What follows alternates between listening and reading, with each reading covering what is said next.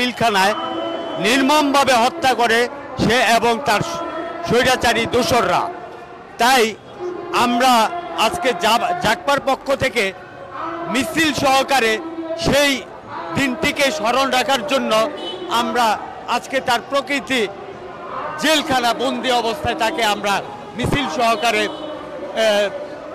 ট্যাপা হাউসের এখান থেকে আমরা জাতীয় প্রেস ক্লাবে আমরা আজকে মিছিল সহকারে এখানে উপস্থিত হই এবং তার প্রকৃতি দেখার জন্য তাকে আমরা জনসম্মুখে যে তিনি একজন ফ্যাসিস্ট সরকার ছিলেন এবং একজন খুনি বাংলাদেশের 57 জন বীর যোদ্ধা সেনা অফিসারদেরকে যেভাবে নৃশংসভাবে হত্যা করেছিল তারই একটি ফলক উন্মোচন এখানে দেখানো হয়েছে। কারণ এই সেনা অফিসাররা আমাদের দেশের একটা গর্ব ছিল, তাদেরকে যারা ভারতের আগ্রাসনের বিপক্ষে যারা কথা বলেছিলেন তাদেরকে নির্মমভাবে হত্যা করেছে।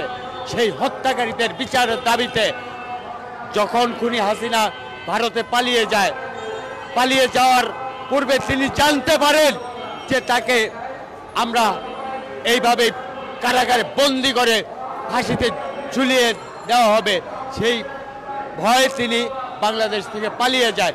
দেশ জুড়ে তোলপাড় ওয়ালটন ফ্রিজ কিনে আপনিও হয়ে যেতে পারেন মিলেনিয়ার। আমি মনে করি বর্তমানে যে প্রধান উপদেষ্টা আছেন উনি অরিজিনালি একজন ভালো এবং খুবই ভালো একজন ব্যক্তিত্ব, কিন্তু তার উপদেষ্টা মণ্ডলীর ভিতরে একটু ঝামেলা আছে। তাদের কারণেই তিনি সঠিক দায়িত্ব তিনি পালন করতে পারছেন না। তবে আশা করা যায় যদি উপদেষ্টা মণ্ডলীর কিছু পরিবর্তন করা হয় তাহলে অবশ্যই তিনি পারবেন এবং তিনি একজন সিএ কমপ্লিট করা একজন ডক্টরেট ডিগ্রিধারী একজন ব্যক্তিত্ব, তাকে আমরা হাজারোবার স্যালুট জানাই। তিনি অবশ্যই পারবেন এবং তার প্রতি আমাদের গভীর শ্রদ্ধা এবং সম্মান সবসময় থাকবে। এবং আমি এটা মনে করি যেভাবে প্রকৃতি দেখানো হয়েছে খুনি হাসিনার ঠিক পরবর্তীতে তিনি সেটা পারবেন। ভারত থেকে ইন্টারপোলের মাধ্যমে এই খুনি হাসিনাকে আমাদের দেশে কারাগারে বন্দি করে আইনের বিচারের আওতায় এনে তিনি তাকে বিচার করতে পারবেন, তারই প্রকৃতি এখানে দেখানো হয়েছে। ধন্যবাদ।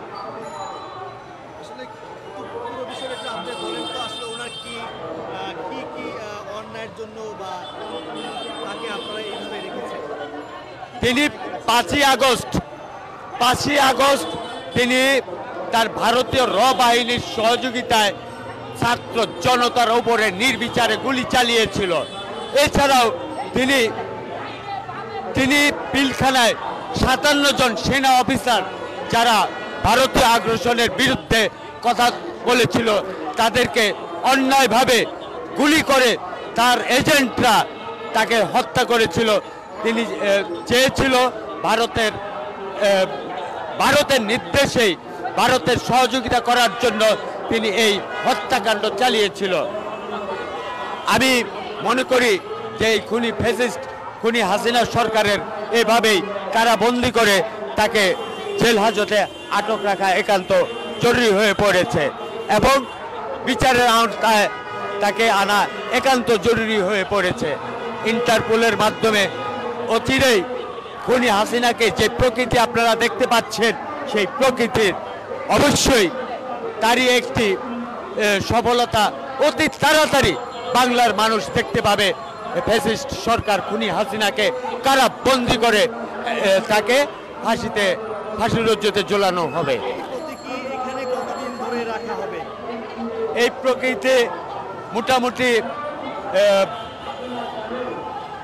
4-5 দিন পর্যন্ত এখানে প্রকৃতি জনসম্মুখে ধরে রাখা হবে আমি মনে করি। দর্শক, এই মুহূর্তে আছি জাতীয় প্রেস ক্লাবে। আপনারা দেখতে পাচ্ছেন এই মুহূর্তে শেখ হাসিনার যে ছবি রয়েছে বা প্রতীকী রয়েছে, এখানে আমরা দেখতে পাচ্ছি তাকে একটি জেলখানা সাজিয়েছেন এবং সেই জেলখানা কিন্তু তাকে রেখেছেন। আমরা সেটি কিন্তু এই লাইভের মাধ্যমে আপনাদেরকে দেখানোর চেষ্টা করেছি।